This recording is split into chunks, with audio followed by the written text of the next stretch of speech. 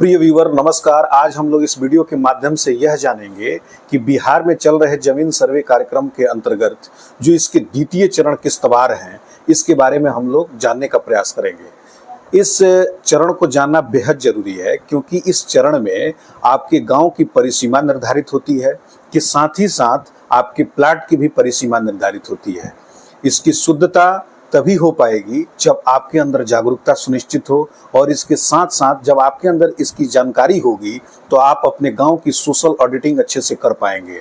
अगर किस्तवार के समय आपकी उपस्थिति अच्छे तरीके से नहीं हो पाएगी, आप अच्छे तरीके से उसको संवेदनशील तरीके से आप नहीं देख पाएंगे, तो हो सकता है कि आपके गांव की जो किस्तवार जो तैयार किया जाएगा उसमें किसी न किसी तरह की त्रुटि रह जाए।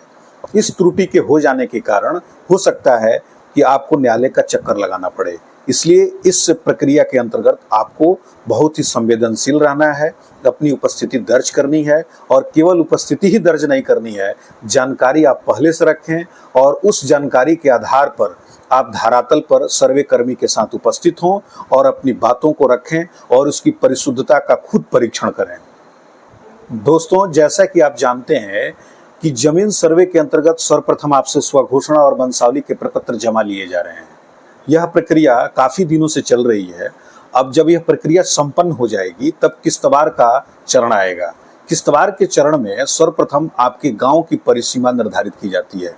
गांव की परिसीमा निर्धारित करने के लिए सर्वप्रथम 3 सीमाना की पहचान की जाती है। इस 3 सीमाना की पहचान करने के लिए जो तीनों गांव के एक कॉमन बिंदु होते हैं उसकी पहचान कर ली जाती है। इसकी पहचान करने के लिए तीनों गांव के एक एक मुस्तकिल से इसका आइडेंटिफिकेशन किया जाता है और उस मुस्तकिल से जो 3 सीमाना है उसकी दूरी को टैली की जाती है। यानी मुस्तकिल शब्द का यहाँ मतलब यह है कि जो कैडेस्ट्रल सर्वे के समय जो मुस्तकिल निर्धारित किया गया था वह जमीन पर कभी भी परिवर्तित नहीं किया गया है।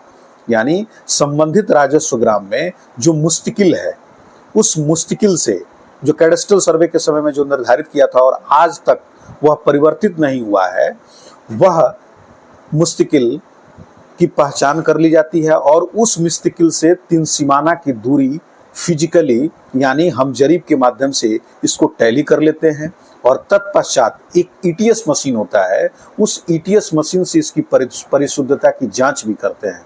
ईटीएस का मतलब यह है इलेक्ट्रॉनिक टोटल स्टेशन।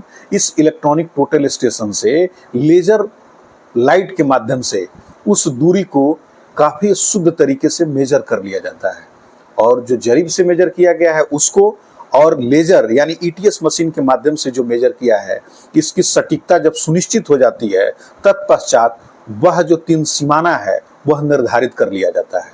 3 सीमाना के निर्धारित हो जाने के बाद वो गांव की जो परिसीमा है यानी गांव की जो बाउंड्री है उसको निर्धारित कर दी जाती है और गांव की बाउंड्री निर्धारित होने के बाद अब गांव के अंदर आने वाले प्लॉटों की बाउंड्री निर्धारित की जाती है।